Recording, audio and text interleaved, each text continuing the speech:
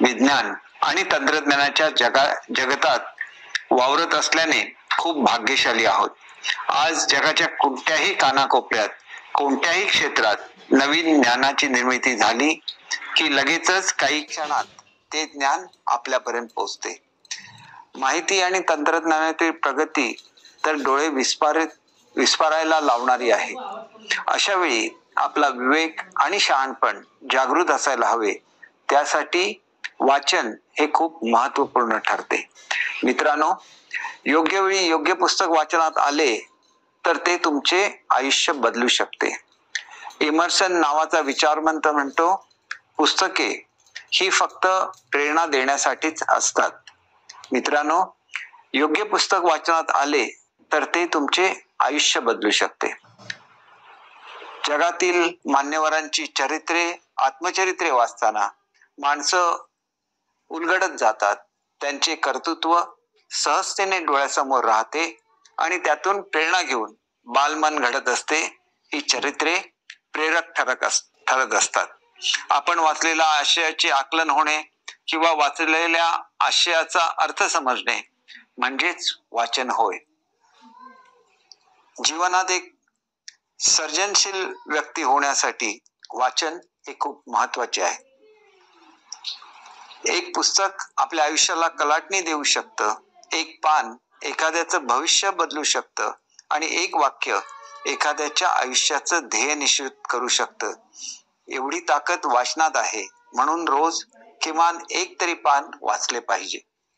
राष्ट्रपिता महात्मा गांधी यांनी Ruskin bond या लेखकाचे अनटू दिस लास्ट हे पुस्तक वाचले आणि त्यांनी त्यांची पूर्ण जीवनसृष्टी बदलून गेली.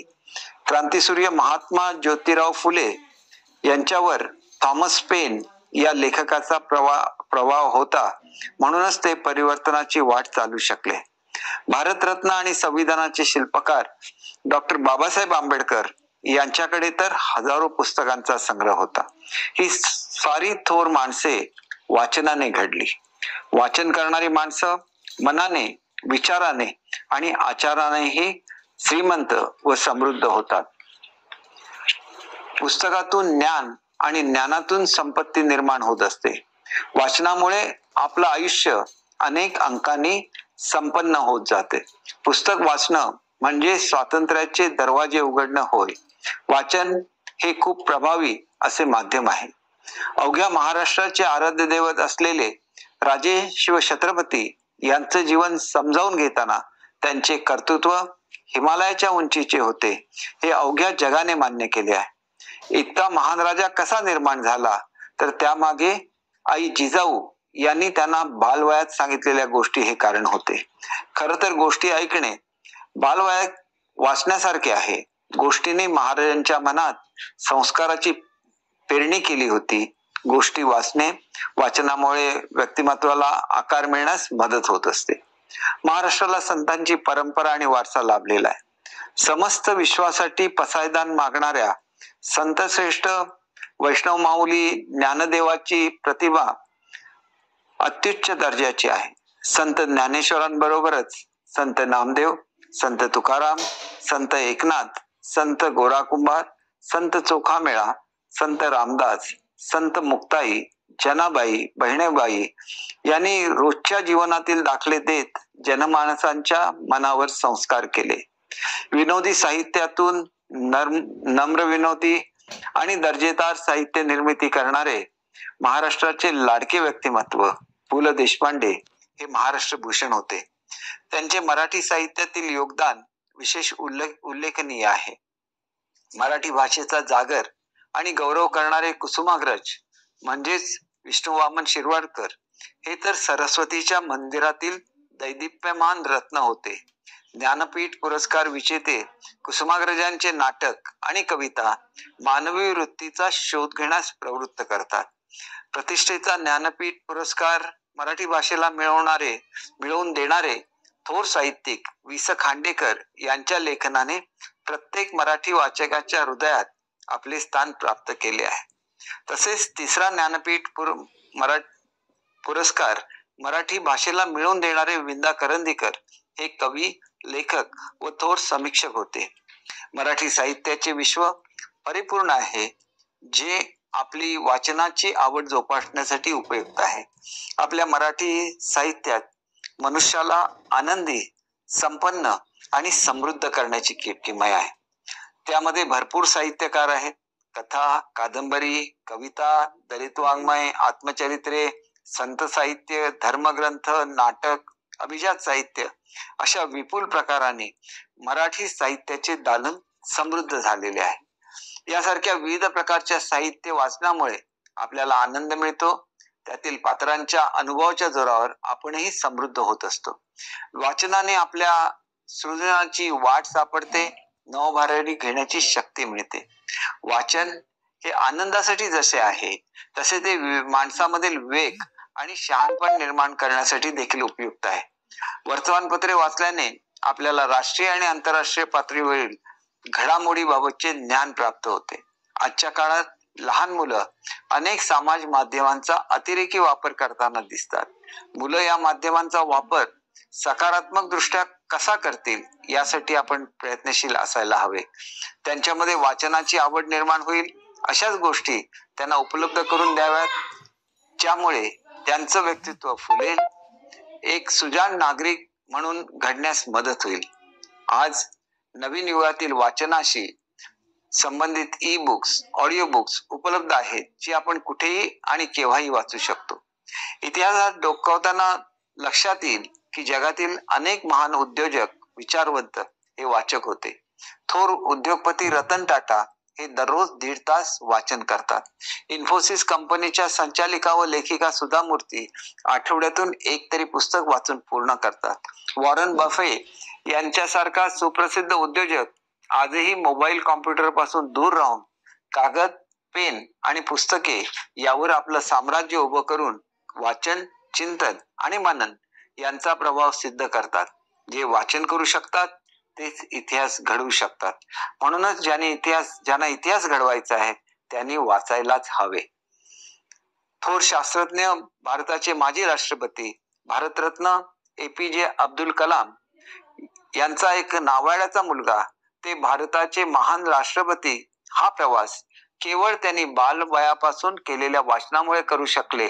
ते आपल्या देशाचे सर्वात प्रभावी आणि लोकप्रिय राष्ट्रपती ठरले, कारण ते एक चांगले वाचक होते. म्हणूनच वाचनाने त्यांना अपार समृद्धी आणि विवेकशीलता प्राप्त करून दिली होती. असे म्हणतात की माणसाच्या जीवनाला 2 गोष्टी दिशा देतात, त्या म्हणजे भेटलेली माणसे आणि वाचलेली पुस्तके. म्हणून वाचन हेच जगातील सर्वात बुद्धिमान माणूस बनविण्याचे साधन आहे. वाचन का केले पाहिजे? तर वाचन आपल्याला अनुभव संपन्न करतं, विचारशक्तीला चालना देते, कल्पनाशक्तीला गती देते, विचारांची समृद्धी देते, मनाला खंबीरपणा देते. म्हणून वाचन एक संस्कार आहे. वाचन माणसाला स्थिरतेकडे घेऊन जाते, त्यासाठी वाचले पाहिजे. वाचनाने माणूस सुसंस्कृत होतो. ताणतणावातून मुक्त होण्यासाठी आणि एकाग्रता वाढविण्यासाठी वाचन करणे उपयुक्त आहे. म्हणूनच मुलांनी वाचनाचा छंद जाणीवपूर्वक लावून घेतला पाहिजे. पुस्तक जीवनभर साथ देतात, आपले चांगले मित्र होण्यास तयार असतात. विद्यार्थ्यांनी सतत आपल्यासोबत एक पुस्तक ठेवावे, ज्यामुळे प्रवासामध्ये किंवा कुठल्याही फावल्या वेळामध्ये, जसं बस किंवा मित्र यांची वाट पाहते वेळी एखादं पुस्तक हे आपला चांगला साथीदार ठरू शकतो. आपण कुठेही असला तरी वाचनाची सोबत निश्चित करू शकता. आज आपल्या अवतीभोवती विविध स्वरूपाचे साहित्य ऑनलाईन ऍपच्या माध्यमातून आणि संकेतस्थळावर मोठ्या प्रमाणात उपलब्ध आहे. त्यामुळे वाचनासाठी साहित्याचा अभाव हे कारण आता उरलेले नाही. वाचनाचा छंद आपल्याला आनंद देत असतो. आपली भाषा समृद्ध असते. वाचनाने आपली स्वतःची लेखन वक्तृत्वाची शैली विकसित होत असते. वाचनाने व्यक्तीला हजारजबाबीपणा बहाल होत असतो.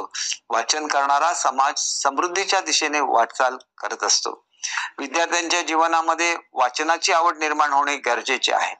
दररोज थोडा वेळ वाचन करून वेळ वाढवत नेऊन वाचनाची सवय लावून घ्या. सुरुवातीला वेगवेगळी गोष्टींची पुस्तके वाचा. वाचन हे चौफेर असले पाहिजे. वाचन संस्कृती जोपासणे आवश्यक आहे. आज जपान सारखा देश वाचन संस्कृतीमुळे आघाडीवर आहे, हे लक्षात ठेवले पाहिजे. आपल्या देशाला, राज्याला दैदिप्यमान इतिहास लाभलेला आहे. त्यासाठी इतिहासावरची पुस्तके वाचली पाहिजेत. महापुरुषांची चरित्रे प्रेरणा देतात आणि महापुरुषांवरील पुस्तके वाचली पाहिजेत. तसेच स्थानिक लोककथा, लोकगीते यांचा समृद्ध साठाही आपल्या संग्रही असायला हवा. आपला देश, संस्कृती, परंपरा आणि इतिहास याबद्दलचे वाचन केल्यामुळे आपल्या देशाबद्दल आपल्याला आदर, प्रेम आणि स्वाभिमान निर्माण होतो. आपण देशाबाहेर वावरताना अधिक आत्मविश्वासाने वावरू शकतो. आपला इतिहास चांगल्या प्रकारे माहीत असेल तर वर्तमान काळामध्ये अधिक सजग कमी चुकण्याची शक्यता असते आणि आपल्याला भविष्याची अधिक आत्मविश्वासाने खात्री देता येते. त्यामुळे शालेय जीवनातच मुलांनी पुस्तकाचे बोट धरून भरारी घ्यावी. यासाठी प्रत्येक शाळेत, प्रत्येक गावात समृद्ध वाचनालये निर्माण व्हायला हवीत. त्याकरिता शिक्षक आणि पालकांनी पुढाकार घ्यायला हवा. मुलांसाठी चांगली पुस्तके आणि पुस्तके वाचण्याची जागा सहज उपलब्ध करून झाल्या तर मुले आनंदाने वाचू लागतील याबाबत मला खात्री आहे. शासनाने सुरू केलेली वाचन चळवळ याचाच एक भाग असून या महावाचन चळवळीत आपण सहभागी होऊया आणि समृद्ध महाराष्ट्र घडविण्याचा प्रयत्न करूया. नवा महाराष्ट्र घडवूया. त्यासाठी तुम्हा सर्व मित्रांना मनपूर्वक शुभेच्छा. जय हिंद,